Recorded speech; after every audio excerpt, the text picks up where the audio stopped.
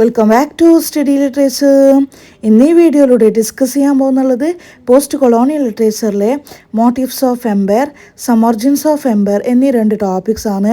അപ്പോൾ ആദ്യമായിട്ടാണ് എൻ്റെ ചാനൽ കാണുന്നതെങ്കിൽ ആദ്യം തന്നെ സബ്സ്ക്രൈബ് ചെയ്യുക. അപ്പോൾ ഈ ഒരു ടോപ്പിക്സിൽ എന്തൊക്കെ കാര്യങ്ങളാണ് പറയുന്നത് നമുക്ക് ഈ ഒരു വീഡിയോയിലൂടെ നോക്കാം.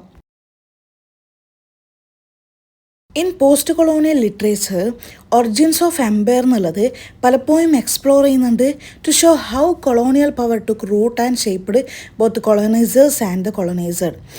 കൊളോനൈസേഴ്സിനെയും അതുപോലെ തന്നെ കൊളോനൈസർ ആയിട്ടുള്ള ആൾക്കാരെ എങ്ങനെ ഷേപ്പ് ചെയ്യുക, എങ്ങനെ റൂട്ട് ചെയ്യുക എന്നുള്ള ആ ഒരു കൊളോണിയൽ പവറിനെയാണ് ഈ ഒരു ഒറിജിൻസ് ഓഫ് എംപയറിൽ എക്സ്പ്ലോർ ചെയ്യുന്നുള്ളത്.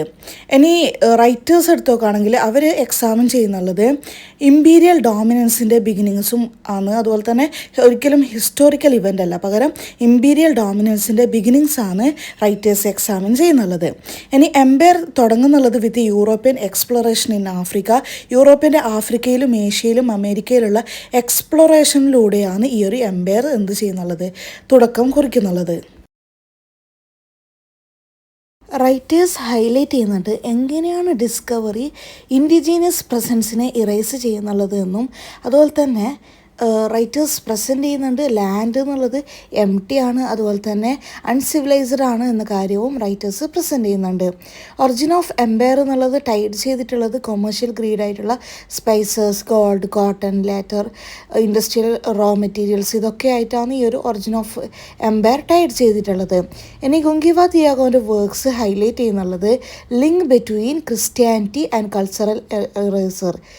ഈ ഒരു ക്രിസ്ത്യാനിറ്റീൻ്റെയും കൾച്ചറൽ ഇറേസറിൻ്റെയും ഇടയിലുള്ള ആ ഒരു ലിങ്കാണ് ഈ ഒരു ഗുങ്കിവ തിയാഗോൻ്റെ വർക്ക്സിൽ highlight ചെയ്യുന്നുള്ളത്.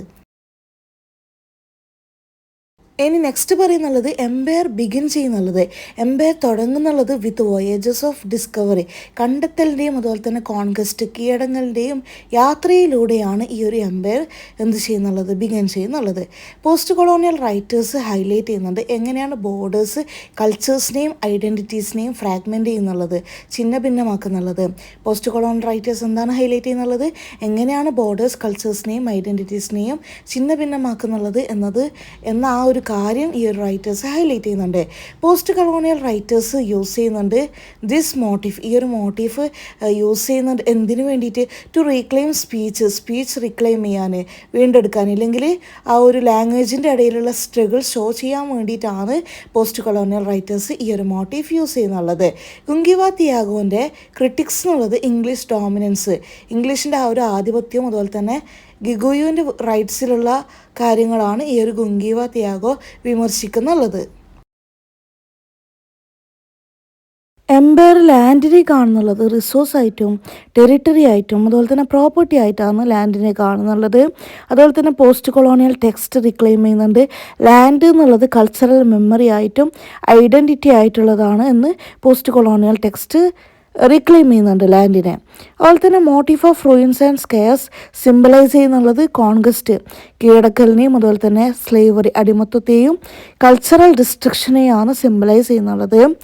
In post colonial literature motives of empire എന്നുള്ളത് ആ റിക്കറിങ് ഇമേജസ്, ആവർത്തിച്ച് വരുന്ന ഇമേജസും അതുപോലെ തന്നെ തീംസും സിമ്പിൾസാണ്. ഈ ഒരു ആവർത്തിച്ച് വരുന്ന ഇമേജസും തീംസും സിമ്പിൾസൊക്കെ ഈ ഒരു മോട്ടീവ്സ് ഓഫ് എംപയർ ഒക്കെ റിവീൽ ചെയ്യുന്നുള്ളത്, വെളിപ്പെടുത്തുന്നുള്ളത് എങ്ങനെയാണ് കൊളോണിയൽ പവർ ഐഡൻറ്റിറ്റീസിനെയും ഹിസ്റ്ററീസിനെയും കൾച്ചേഴ്സിനെയും ഷേപ്പ് ചെയ്യുന്നുള്ളത് എന്ന കാര്യമാണ് റിവീൽ ചെയ്യുന്നുള്ളത്. അപ്പോൾ ഇത്രയൊക്കെ കാര്യങ്ങളാണ് ഈ ഒരു ടോപ്പിക്കിൽ പറയുന്നുള്ളത്. ഈ ഒരു ടോപ്പിക്സ് നിങ്ങൾക്ക് എല്ലാവർക്കും മനസ്സിലായിട്ടുണ്ടാകുമെന്ന് വിചാരിക്കുന്നു. ഈ ഒരു ടോപ്പിക്ക് നിങ്ങൾക്ക് എല്ലാവർക്കും മനസ്സിലായിട്ടുണ്ടെങ്കിൽ തീർച്ചയായും സബ്സ്ക്രൈബ് ചെയ്യുക, ലൈക്ക് ചെയ്യുക, നിങ്ങളുടെ ഫ്രണ്ട്സിന് എല്ലാവർക്കും ഷെയർ ചെയ്യുക.